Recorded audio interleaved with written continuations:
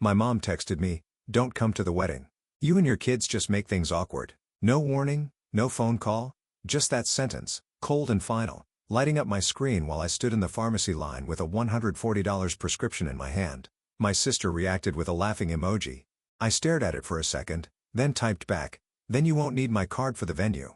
They kept laughing in the group chat, completely unaware that I was already holding the one thing they couldn't afford to lose. And that's where everything began to unravel. Before I tell you how it all played out, hit like and tell me in the comments, have you ever had family turn cruel the moment you finally said enough? When people hear stories like mine, they always ask the same question.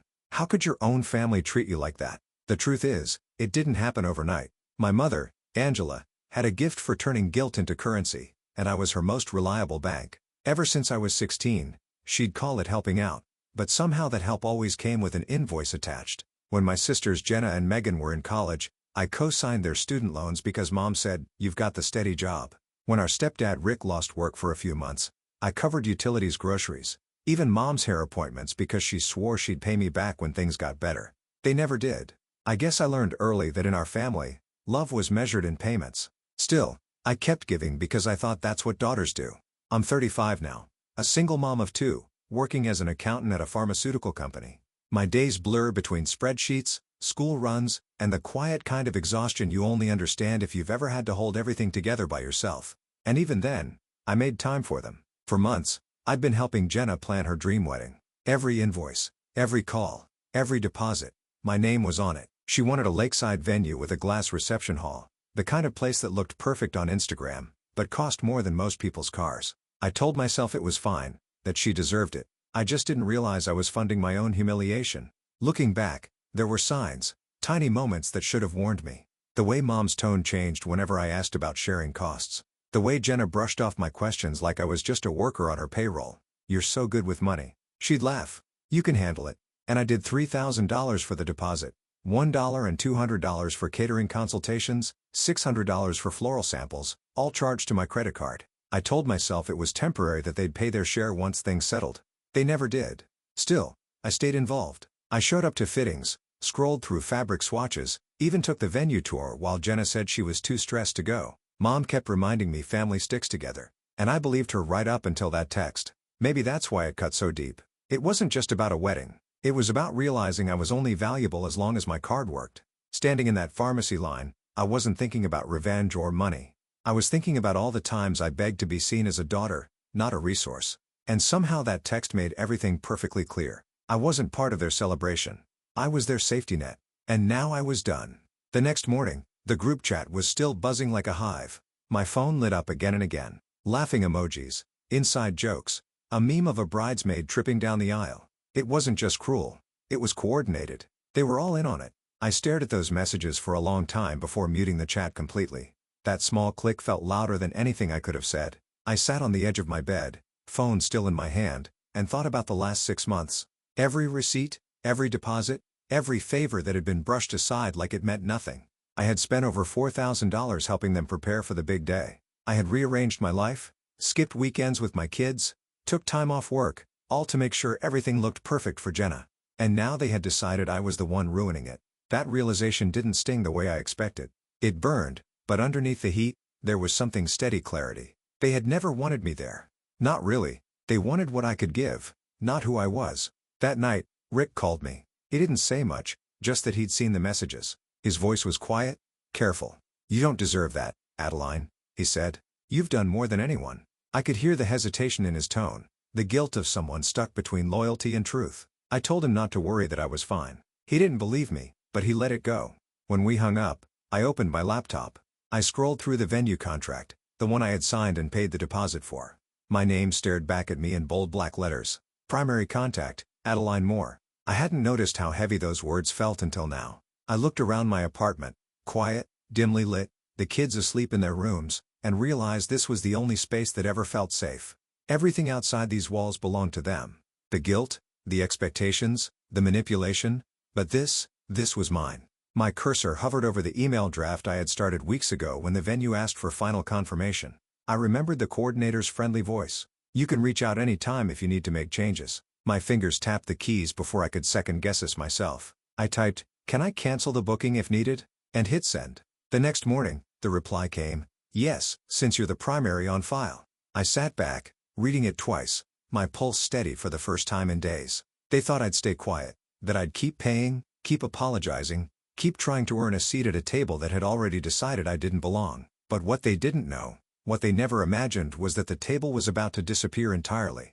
I didn't cancel the venue right away. I waited 2 days, long enough for them to keep laughing, long enough for the silence to grow sharp. By Wednesday morning, Jenna posted a countdown on her Instagram story. 12 days until forever. I watched it for exactly 3 seconds before opening my laptop. The venue coordinator, Melissa, picked up on the second ring.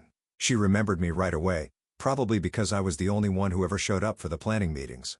"Hi, Adeline, are we confirming the final payment today?" she asked, cheerful as ever. "Actually," I said, keeping my voice calm, "I need to cancel the event." There was a pause on the line. Then, in that quiet, I could almost hear her nod. "Understood. Since the contract's under your name, I'll process the cancellation right now." Just like that, months of planning vanished with a single click. But instead of guilt, I felt stillness. The kind that follows a storm when the air feels heavy but clean. After hanging up, I sat for a while staring at the muted group chat.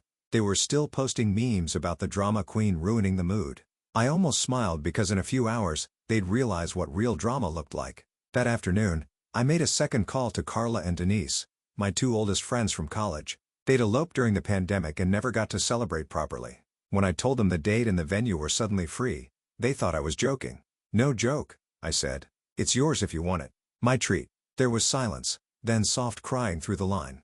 They didn't know it, but they were saving me too. Giving that day a new purpose meant I didn't have to carry its ugliness anymore. By evening, the group chat had gone quiet. I knew why. The payment must have bounced, and the venue had probably sent the cancellation notice.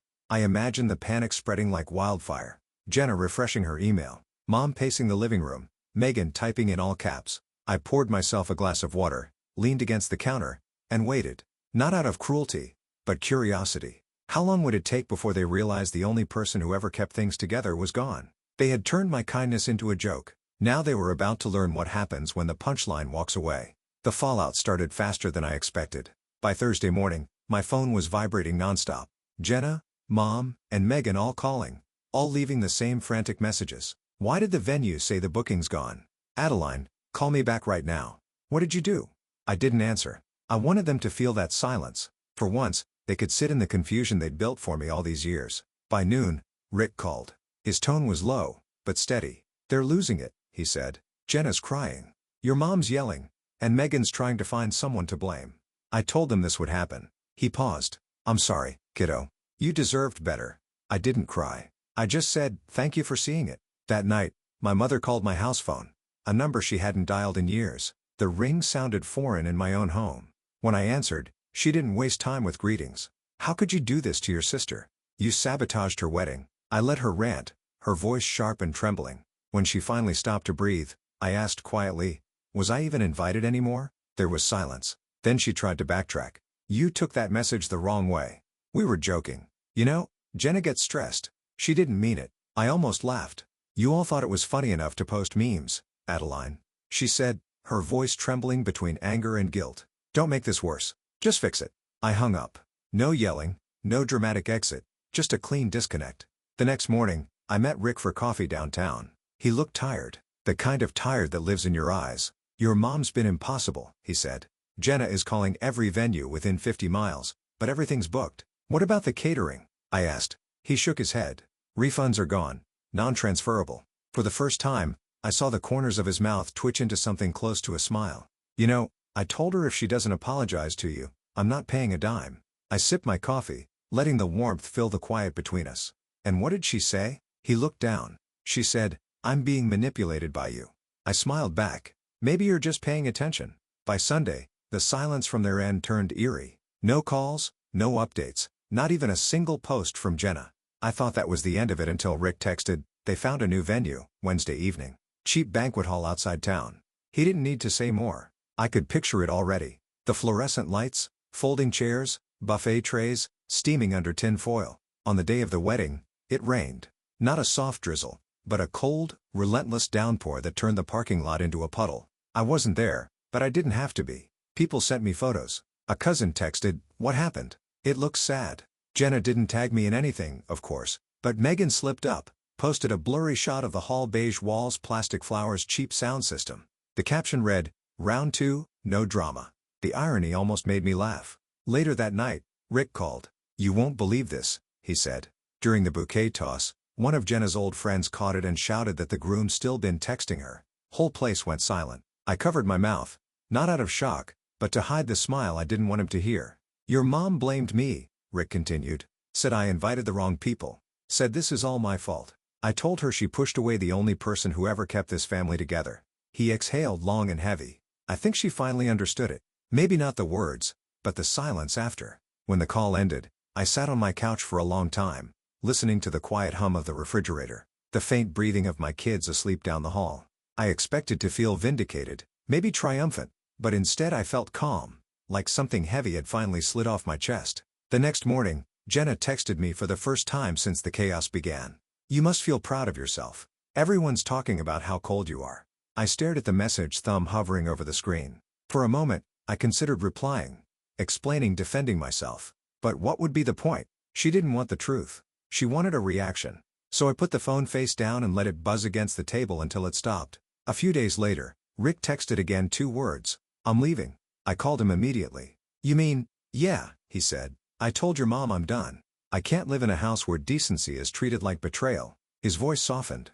"I added your name to my insurance, by the way. You're the only one who ever treated me like family." My throat tightened, but no tears came. I just whispered, "Thank you." That night, I walked out to the balcony. The rain had stopped. The air smelled clean, like everything had been washed new. I thought about the text that started it all. My mom's cold words, the emojis, the laughter. They thought I was being petty when I pulled away, but they never understood it wasn't revenge. It was release. For years, I'd been paying for their peace. Now, for the first time, it was mine. Rick moved out a week later. No fight, no shouting, just a quiet departure that said everything words couldn't. He left a note on my doorstep written in his small, careful handwriting. "You were right to walk away first." When we met for coffee a few days later, he looked lighter, younger somehow. "The house is unbearable," he said. "Your mom's pretending everything's fine, but Megan's unemployed, and Jenna's drowning in debt from that wedding." He stirred his cup slowly. "You know what's funny? They still haven't apologized. Not once." I smiled, but there was no satisfaction in it, just understanding. They can't. Apologies mean admitting the well is dry. He laughed softly, then handed me a small envelope. Inside was a check. "Part of that loan I took for them," he said. "They'll never see a dime of it again. But you deserve this back." I shook my head and slid it back toward him. "Keep it, Rick. You paid enough already." Later that night, I sat on my balcony watching the city lights blink below. My phone buzzed a text from Mom. "You've made your point, but this is still your family." I read it once, then typed back. I didn't cut anyone off. I just stopped funding my own mistreatment. She never replied. Inside, my kids were laughing, building a pillow fort in the living room. I looked at them and realized that peace wasn't loud or flashy. It was quiet, steady, and finally mine. For the first time in years, I didn't feel responsible for everyone else's happiness, just my own. I used to think love meant staying, no matter how much it hurt, that loyalty was about carrying the weight, even when it wasn't mine. But now I know love without respect is just control dressed as care. Walking away wasn't revenge, it was survival. If there's one thing this whole mess taught me, it's that peace doesn't always come from fixing what's broken. It comes from finally letting it fall. So, if you've ever had to choose between your peace and your family's approval, take it from me. Choose peace. You'll sleep better. You'll breathe again. And if this story hit a little too close to home, tell me where you're watching from. And don't forget to subscribe for more stories like